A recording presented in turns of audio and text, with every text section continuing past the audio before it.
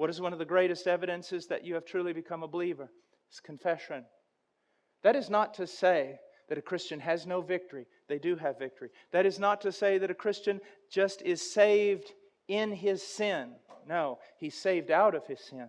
God works in his life and begins to change him. But know this, you will never reach a point of perfection until the day you step over into glory.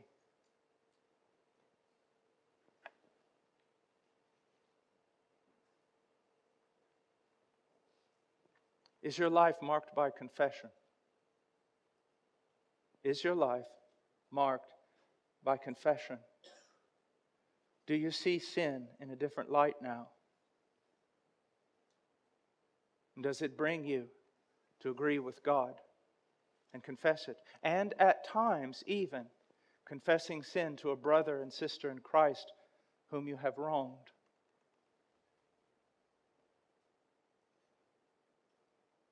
Let me give you another illustration. This will help some of you, I think, who struggle in this area.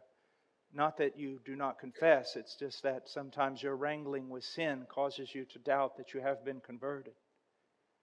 A man is unconverted. He's getting ready to leave for the office. It's snowing outside. He's late. He's dropping papers out of his briefcase. He's got to get through the kitchen. Doesn't have time to eat. No cup of coffee. He's miserable. He reaches for the door. He's going to run out to the office. And at that moment, his wife calls him and says, "Take out the trash." Without even thinking, the man spins around and says, "What's wrong with you? You take out the trash. Don't you know I'm late? I've got a job to do. I've got all this pressure on me. You take out the trash." And he walks out the door totally justified. Has no problem with what he's done. No problem whatsoever. Gets in the car, has coffee, goes to his job, makes his presentation. He's fine. 3 months later, he's converted. And then 9 months later, he's coming down the steps, walking through the kitchen. It's snowing outside.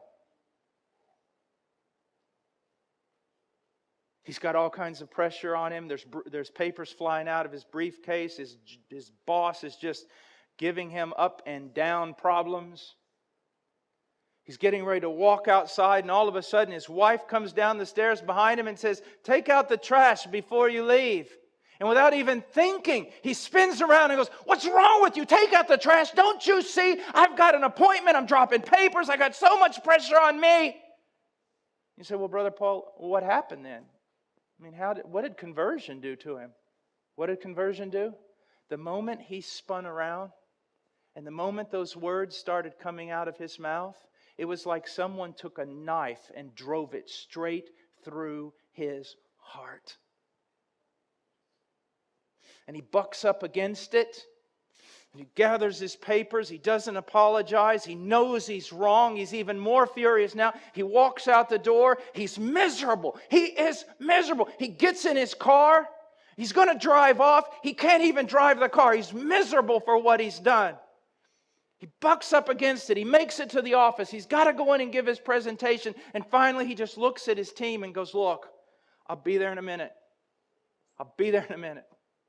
And he gets down on his knees, "Oh God, forgive me." And when he finishes there, he gets on his cell phone and he says, "Wife, I am so sorry for what I've done.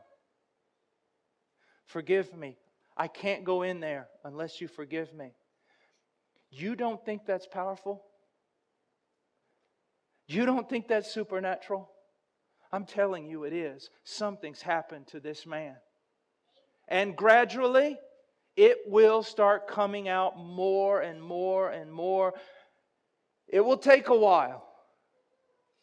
But when his wife comes down and says, "Take out the trash," say, I can't right now. Or, "Okay, I will." Because he's no longer consumed with self. God has worked in his heart. You see?